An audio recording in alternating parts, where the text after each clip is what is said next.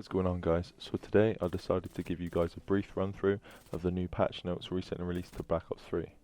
As I said, this is going to be a brief run through containing only the big multiplayer changes in the game. I'll leave a link in the description box to the original patch notes for those who may want to know every single change. I'm going to start by talking about the changes to the black market. Treyarch have added in several new features to the black market system, including the ability to burn duplicates and retrade cases rather than having to back out of the market and buy a new one. The probability of earning a rare item in a rare supply drop has now been increased too. You can now also access the black market in a game lobby, rather than having to exit to buy a supply drop. These are all positive updates and I have no rejection to any of these new features. Moving on to theatre mode now. This is also available to everybody in the game and includes basic editing tools like in older titles. Again, this is a great addition to the game, and although I have not used it myself, I can see this being a very useful tool for content creators, just like it was in some of the older games. There's also been some relatively small changes to the general aspect of multiplayer. The rate at which you earn XP in TDM, Search and Destroy, Capture the Flag, Safeguard, Demolition and Free-for-All have all been increased. So for those who play these game modes frequently, you may now be earning more XP per game. The rate at which you earn crypto keys in all game modes has also been increased, which is good news for everyone. Another small patch now in terms of the specialists. Treyarch have increased the time it takes to earn your specialist by a very small amount, so most players won't even notice the difference. But for me, this seems like a pointless patch. Most players in the community feel the specialists are fairly well balanced in terms of how fast they can be earned, and I don't see why Treyarch felt the need to patch this. Anyways, onto the good stuff, the weapon patches. There has been some big balance changes made to nearly every gun in the game. I'll run through them all briefly now. The COD has its recoil reduced. The Weevil also has its recoil reduced. Razorback has increased damage range. The Vesper has reduced damage range, which is a great addition because the Vesper is extremely OP in multiplayer. VMP has its aim down sight speed reduced and its hipfire accuracy also reduced, so that's a big nerf to that gun. Onto the assault rifles now. The KN-44 has its recoil reduced, as does the HVK-30. The ICR also has its recoil reduced and its hipfire accuracy. It also has an issue with the reload animation that has been fixed by Treyarch. A certain magazine has been equipped where it would give you 0 ammo, which obviously wasn't good, so they fixed that. The Man-O-War also has its recoil reduced, as does the XR2. The M8A7 has its fire rate reduced. I felt like they patched this gun fairly well in the patch before. I didn't think there was any need to patch it again, but obviously they did. Onto the shotguns now. Every single shotgun has had a big buff. For the main ones, the KRM-262 has its damage increased. It will now be a maximum 2-shot kill. The 205 Brecci has its damage range increased, as does the Haymaker.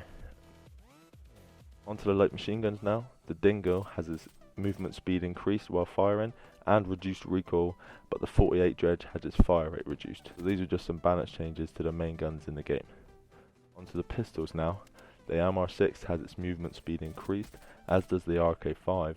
However, the RK5 has its damage range reduced.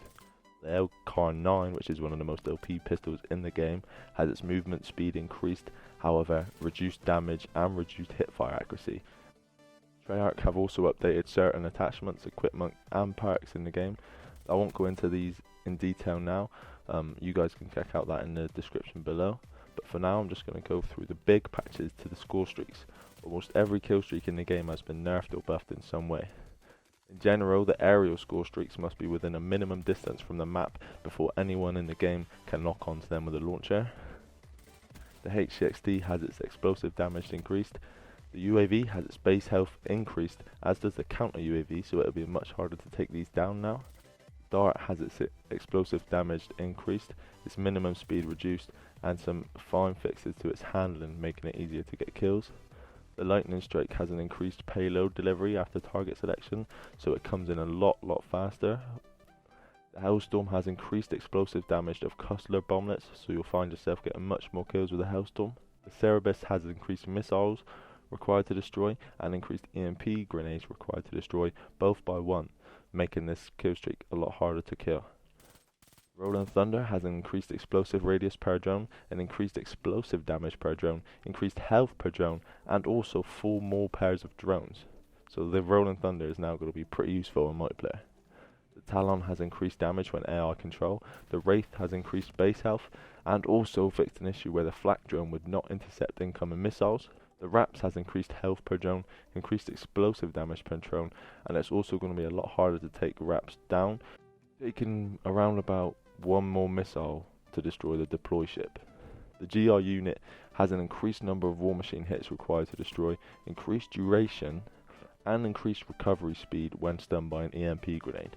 The Mothership has increased missiles required to destroy by 2, increased explosive bullet damage for the owner turret, and increased projectile speed of missiles for the owner turret. In all, the score streaks have been nerfed and buffed in many ways which I think are positive for the game. Finally, Treyarch has added in some much needed patches on some of the maps that were causing a lot of issues online and were actually kind of game breaking. They have addressed an exploit where players were able to mantle an unintended area on top of a waterfall when hunted. They fixed an exploit where players were able to mantle and reach a non-playable area in Aquarium. They've changed the hardpoint rotation for gameplay balancing in Combine, making the game a little bit easier for those attacking and defending. They fixed an exploit in Nuketown where the dart score streak would have been shot through one of the building walls. They've also fixed an exploit in Evac where players were able to contest the center hardpoint from outside the hardpoint boundaries. Overall, I think Treyarch have done a great job fixing certain issues in the game so far, and I hope they continue down this path. That's it for the end of this video, guys. I'd love to see your guys' opinions on this update and how Treyarch have handled issues so far, so be sure to leave them in the comment section below. And as always, guys, I'll see you in the next one.